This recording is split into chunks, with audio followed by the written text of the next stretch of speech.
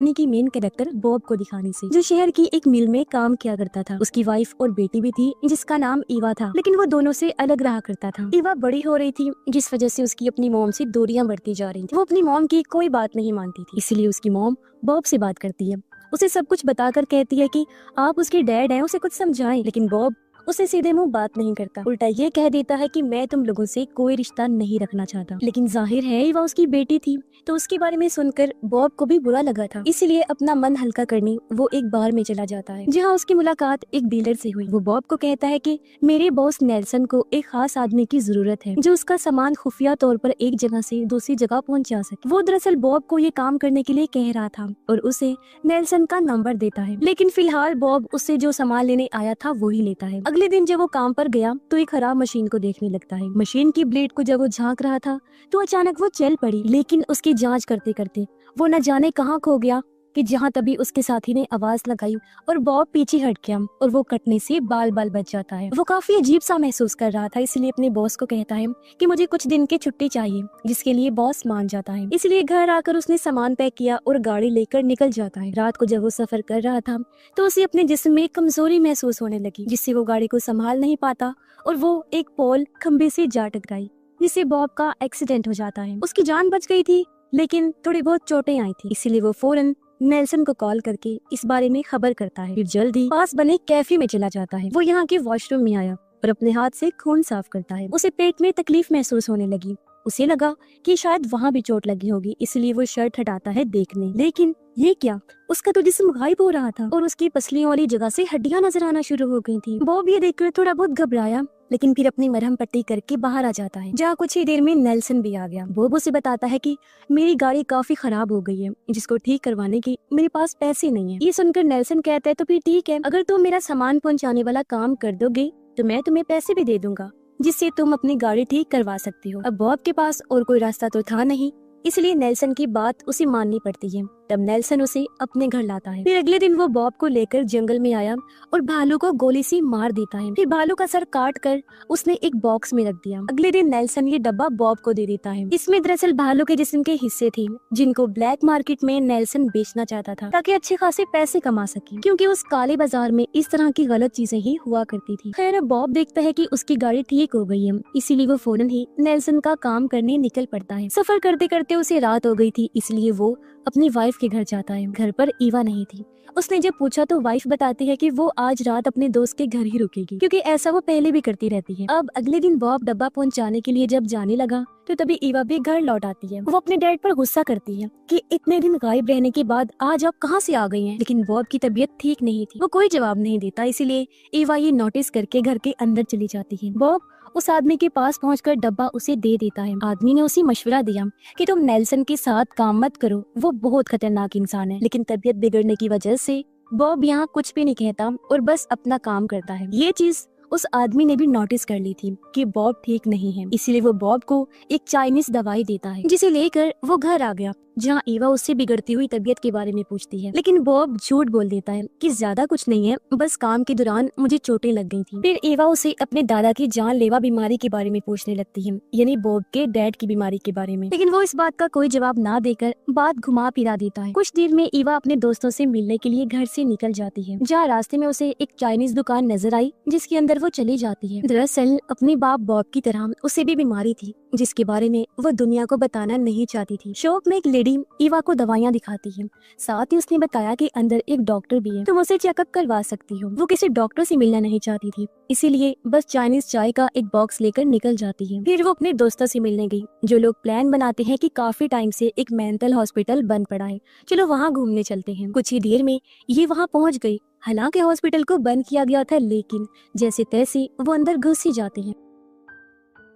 ये जगह काफी डरावनी लग रही थी, क्योंकि वीरान जो पड़ी थी, इसलिए वो लोग भूत आत्माओं की बातें करके हंसी मजाक करने लगते हैं। ईवा बताती है कि एक टाइम था जब मेरी दादाजी भी यहाँ एडमिट थे, क्योंकि उनको भी जानलेवा बीमारी थी और वो मेरे पैदा होने से पहले ही चल बसे। ईवा अपने दादाजी की फाइल ढूंढकर उनकी बीमारी के बारे में जानना चाहती थी। चलते चलते ये लोग बेसमेंट में आ गए, जहाँ उन्हें कोई दिखाई देता है जो सफेद कपड़े में लिपटा हुआ था, और उसने जैसे ही इन लोगों को देखा वो फौरन वहाँ से गायब हो जाता है, क्योंकि वो जो भी चीज थी इनसे डर गई थी। सभी बौखला गई, ईवा की एक दोस्त तो इतना डर जाती है कि अचानक से ईवा का हाथ पकड़ लेती है, पर तभी उसने हैरान कुन चीज देखी जिसे देखकर सभी काफी घबरा गए, क्योंकि ईवा की बाजू तो बीच में से गायब हो रही थी और उसका हाथ ऐसा लग रहा था जैसे अलग हो। ये देख सब बुरी तरह डर गए।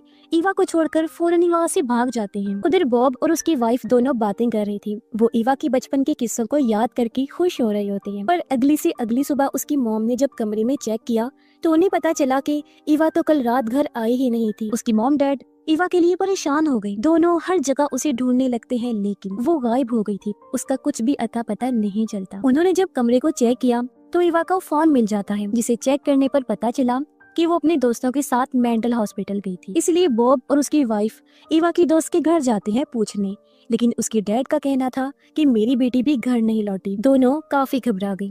कुछ देर बाद बॉब नेल्सन को कॉल करके कहता है कि तुम्हारे अगले पार्सल को मंजिल तक पहुंचाने में टाइम लग जाएगा, क्योंकि मेरी बेटी लापता हो गई है, तो मैं उसे ढूंढ रहा हूँ। तभी बॉब ने ईवा की बाकी दोस्तों को देखा और वो उनसे पूछने चला जाता है, लेकिन वो लड़के सीधे मुंह जवाब नहीं देते, जिस वजह से बॉब को गुस्सा आ जाता है और वो उन्हें पीटना शुरू कर देता है। तब एक लड़का कहता है कि ईवा हमारे साथ मेंटल हॉस्पिटल गई तो थी, लेकिन हम तो वहाँ से डरकर भाग गए थे। ईवा भागी या नहीं, घर आई या नहीं, कहाँ गायब हो गई है, इस बारे में हम कुछ नहीं जानते। ये सुनकर बॉब को समझ लग जाती है कि जरूर वो हॉस्पिटल में अपने दादा की बीमारी के बारे में जानने गई होगी। उधर ईवा को जब होश आता है तो वो खुद को पिंजरे में बंद पाती है। उसे कुछ भी समझ नहीं लगती कि वो यहाँ पर कैसे आई और किसने उसे कैद किया। बॉब और उसकी वाइफ हॉस्पिटल जाते हैं, जहाँ सिक्योरिटी गार्ड उसे रोक लेता है, अंदर जाने नहीं देता। बॉब को गुस्सा आ गया, इसलिए गार्ड को पीटने लगता है, लेकिन खुद ही तकलीफ में तड़पते हुए नीचे गिर जाता है। उसे कुछ लोग उठाकर साथ वाले हॉस्पिटल में लेकर आए। तभी एक लेडी डॉक्टर वहाँ पर आई, जो बॉब को पहचान लेती है,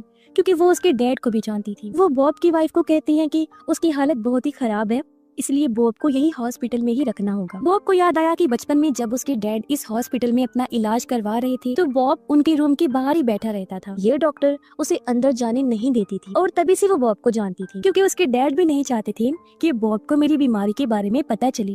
उनकी हालत बहुत खराब थी उस टाइम। खैर अब वो लेडी डॉक्टर बॉब से बात करती है और उसके डैड का कमरा दिखाते हुए कहती है कि अगर तुम चाहो तो यहाँ रुककर अपना इलाज करवा सकते हो। लेकिन बॉब ने ये कहकर मना कर दिया कि मेरी बेटी गायब है, उसे मेरी जरूरत होगी, न जाने वो कहाँ है, किस हाल में है। लेकिन उसकी बात अनसुने करके गार्ड्स उसे जबरदस्ती कमरे में भेजकर लॉक कर देते हैं। रात को बॉब जब दर्द में तड़प रहा था तो उसकी नींद खुल गई। तभी उसने देखा कि दरवाजा अपने आप ही खुल गया है और टेबल पर मेन गेट की चाबियां भी पड़ी हुई थी। ऐसा लग रहा था जैसे कोई उसकी मदद करना चाहता है, इसीलिए वो फौरन यहाँ से निकलकर अपनी वाइफ के घर आया। तो वो घर पर नहीं थी, लेकिन उसकी पड़ोसन थी। तभी नेल्सन की कॉल आती है। वो बॉब को धमकाते हुए कहता है कि अगर पार्सल टाइम पर अपनी मंजिल तक ना पहुंचा तो मैं तुम्हें और तुम्हारी फैमिली को खत्म कर दूंगा। जो सुनकर वो और ज्यादा परेशान हो जाता है। तभी उसे पता चला कि ईवा की दोस्त घर लौट आई है, इसलिए फौरन बॉब उसे बात करने चला जाता है। ईवा की दोस्त बताती है कि मुझे उसकी सच्चाई का पता चल चुका है, क्योंकि मैंने ईवा का बाजू देख लिया था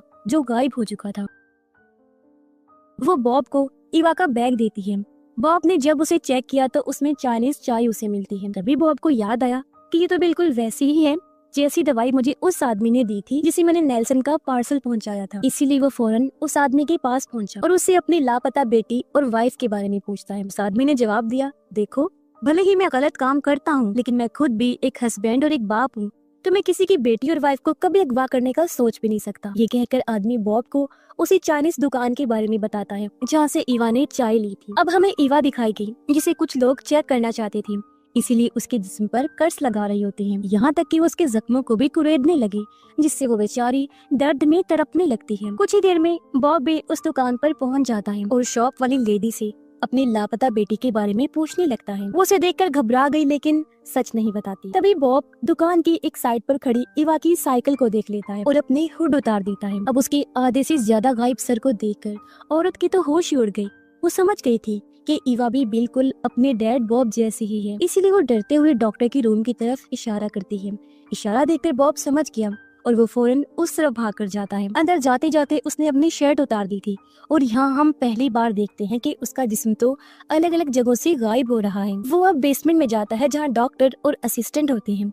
वो उन पर हमला कर देता है, अपनी बेटे के बारे में पूछते हुए उसे छोड़ने का कहता है। तभी पिंजरे में बंद ईवा अपने डैड की आवाज सुनकर उन्हें आवाज लगाती है। बॉब आवाज का पीछा करते हुए उस तरफ जाता है और जब ईवा उसे आधा गायब देखती है तो काफी घबरा गई लेकिन बॉब ने उसे नॉर्मल किया और पिंजरा खोलकर उसे बाहर निकाल लेता है। दोनों वहाँ से बाहर आते हैं, साथ ही बॉब की हालत बहुत खराब हो गई थी, इसलिए ईवा उसे सहारा देकर घर लेकर आती है। बॉब की वाइफ देखती है कि वो तेजी से गायब हो रहा है, इसलिए वो जल्दी से बॉब की देखभाल करने लगती है, क्योंकि वो भी उसके गायब होने वाली बीमारी के बारे में जानती थी। अगली सुबह जब बॉब की आंख खुली तो वो ईवा से बातें करने लगा। उसे कहता है कि मैं तुम दोनों से इस बीमारी की वजह से ही दूर गया था, ताकि मेरी वजह से तुम लोगों को कोई तकलीफ ना मिले, वरना मैं तुम लोगों से बहुत प्यार करता हूँ। लेकिन अब मुझे समझ आ रही है कि शायद ये चीज हमारे खून में ही है, जो ना चाहते हुए भी मेरी वजह से तुम्हें मिल गई, जैसे मुझे मेरे डैड की तरफ से मिली। कुछ देर बाद वो सामान पैक करने लगा यहाँ से जाने के लिए। उसने बताया कि मेरे अंदर बहुत कमजोरी हो गई है, वो गिर भी पड़ता है। उसका कहना था कि इससे पहले दुनिया के सामने ये सच आए, मैं उससे पहले ही सबसे दूर चला जाता हूँ। ये सुनकर ईवा भी उसके साथ जाने का कहती है, क्योंकि कुछ दिन बाद उसका भी यही हाल होने वाला था। इससे बॉब की वाइफ काफी दुखी हो गई, ना चाहते हुए भी उसे दोनों को भेजना पड़ता है। वो उनसे मिली और भारी मन से उन्हें अलविदा कहती है, जिसके बाद दोनों बाप बेटी गाड़ी में बैठकर वहाँ से निकल जाते हैं। रास्ते में उनके बीच काफी बातें हुई। बॉब कहता है, मैं हमेशा तुम लोगों से सख्ती से पेश आता था ताकि तुमसे दूर रह सकूं, क्योंकि तुम लोगों के साथ रहकर बोझ बनना नहीं चाहता था। ईवा कहती है, डैड मैंने हमेशा आपकी कमी को महसूस किया है और अब मैं हर एक लम्हा आपके साथ गुजारना चाहती हूँ जो हमने खो दिए हैं। खैर अब ये लोग उस जगह पर पहुँचे जहाँ उन्हें बॉब का अगला पार्सल पहुँचाना था। तभी बॉब देखता है कि उसका तो चेहरा भी गायब हो रहा है। उसे समझ नहीं आती कि क्या करूँ। तब ईवा फाउंडेशन लगाकर चेहरे को कवर करती है और बॉब जाकर उस आदमी को पार्सल दे देता है, जिसके बाद वो उसे अपने घर ले आया। ईवा चाइनीज चाय बनाती है जिसे दोनों पीते हैं। बॉब उसे कहता है, यहाँ तुम सुकून से रह सकती हो, क्योंकि यहाँ के लोगों को किसी के गायब होने से कोई फर्क नहीं पड़ता। दोनों बाप बेटे काफी अच्छा टाइम गुजारते हैं, हंसी मजाक करते हैं। उधर नेल्सन वाला पार्सल जब आदमी ने खोला तो उसमें तो बस कीलें ही थी। उसने जब नेल्सन को बताया तो उसे बहुत गुस्सा आता है। बॉब अब और तेजी से गायब होने लगा था, उसका चेहरा थोड़ा सा रह गया था। वो अपनी बेटी को गले से लगा कर कहता है, मेरी बच्ची मेरा आखिरी टाइम आ चुका है। फिर वो किसी काम का कहकर मिल में चला जाता है, जहाँ वो पूरी तरह से गायब हो चुका था। तभी नेल्सन जबरदस्ती बॉब के घर में घुस आता है। वो ईवा पर बंदूक तान कर बॉब के बारे में पूछता है। तब वो कहती है कि वो तो मुझे ये घर बेचकर चले गई हैं। लेकिन नेल्सन जानता था कि ये सच नहीं है, क्योंकि बॉब का सामान अभी भी इधर ही पड़ा हुआ था। इसीलिए वो बॉब की गलती की सजा ईवा को देने का सोचता है। वो बुरी तरह उसे घूर कर अजीब हरकत कर ही रहा था कि तभी उसे जोर से किसी ने धक्का दे दिया। इससे ईवा समझ गई कि ये मेरे पापा हैं, जो हालांकि पूरी तरह गायब हो गए लेकिन फिर भी मेरी हिफाजत करने के लिए आ चुके हैं। फिर कुछ ही देर में बॉब नेल्सन को इतना पीटता है कि उसकी जान ही ले लेता है। ईवा अपने गायब डैड से बात करती है, जो उससे वादा करते हैं, मेरी बच्ची मेरी जान, आइंदा की बात मैं तुम्हें अकेला छोड़ के कभी भी नहीं जाऊंगा। भले ही मैं इनविजिबल हूँ, यानी मेरा वजूद होने के बाद भी गायब है, नजर नहीं आ रहा, जो भी हालात है मैं तुम्हारी हिफाजत करूंगा। जल्दी उसने नेल्सन की लाश उठाकर जंगल में फेंकी, जिसे भालू खा जाता है। अब ईवा एक दुकान पर गई और चश्मे खरीदकर वापस गाड़ी में आकर बैठ गई। बॉब से बात करने लगी। वो चाहती थी कि जब दोनों पूरी तरह से गायब हों तो एक दूसरे को चश्मे की मदद से देख सके। बॉब उसे बताता है कि जब मेरे डैड गायब हो गए थे तो वो नहीं चाहते थे कि मैं उन्हें ऐसी हालत में देखूं। जिस मेंटल हॉस्पिटल में बाद में उन्हें भर्ती किया गया था, जहाँ से वो गायब हुए थे, मैं उसके साथ वाले हॉस्पिटल में एडमिट था। वहाँ मुझे पता चला कि मेरे डैड तो जिंदा हैं, जबकि मैं और बाकी सब उनके बारे में यही समझ रहे थे कि वो मारे गए हैं। लेकिन वो तो सिर्फ गायब हुए थे, क्योंकि उन्होंने मेरे लिए रूम का दरवाजा भी खोला और टेबल पर मेन गेट की चाबियां भी रख दी ताकि मैं वहाँ से निकल सकूं। जिससे हम समझ जाते हैं कि उस टाइम जिसने बॉब की मदद की थी वो और कोई नहीं बल्कि बॉब के डैडी थे। ईवा भी उसे वो सारी बात बताती है जब वो लोग मेंटल हॉस्पिटल में घूमने गए थे, यानी सफेद कपड़े में लिपटा हुआ इंसान। तब बॉब कहता है कि हाँ, मेरे डैड उस मेंटल हॉस्पिटल में जिंदा हैं। वो गायब होकर इतने सालों से वहाँ भटक रहे हैं। सबको ऐसा लगता है जैसे वो कोई भूत है, इसलिए वहाँ कोई नहीं जाता। ये सुनकर ईवा खुश हो जाती है और कहती है कि अगर मेरे दादाजी जिंदा हैं तो मैं उनसे जरूर मिलूंगी, जरूर उनसे बात करूंगी, क्योंकि मैं अक्सर उन्हें याद किया करती हूँ। और फिर जब मैं भी गायब हो जाऊंगी तो हम तीनों मिलकर एक साथ रहेंगे, दादाजी को भी वहाँ से आजाद करवा लेंगी। और इसी के साथ ही इस फिल्म की कहानी यहीं पर खत्म हो जाती है।